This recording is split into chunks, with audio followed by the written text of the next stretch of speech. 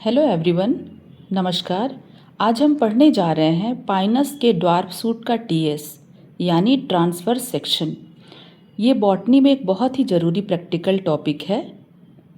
इससे हम जिम्नोस्पर्म पौधों की खास संरचना को बहुत अच्छे से समझ सकते हैं। जब हम इस सेक्शन को देखते हैं तो इसका आकार लगभग गोल होता है, दिखाई देता है, लेकिन किनारे ऊबड़ खाबड़ और लहरदार दिखते हैं। इसका कारण है स्केली लीव्स या कैटाफिल्स की मौजूदगी।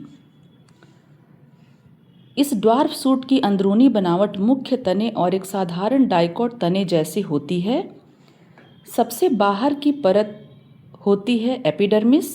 ये एक ही परत की होती है। कोशिकाएं मोटी दीवारों वाली और लंबी होती है।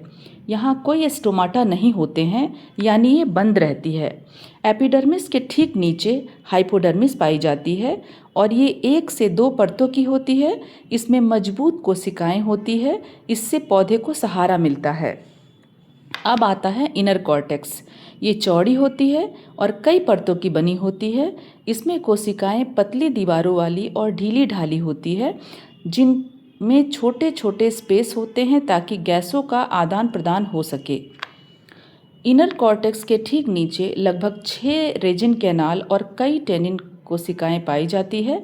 रेजिन पौधों की सुरक्षा में मदद करता है।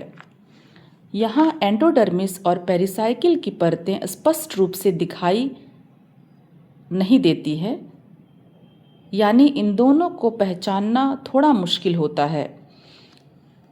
यहाँ स्टील का प्रकार होता है एक्टोफ्लोइक साइफोनोस्टील। इसका मतलब है फ्लोएम जाइलम के बाहर की ओर होता है।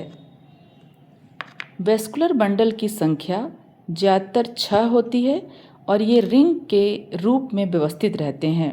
ये कंजॉइंट, कोलेटरल, ओपन और एंडार्क टाइप के होते हैं, यानी इनसे पौधे में पानी और भोजन का सही वितरण होता है।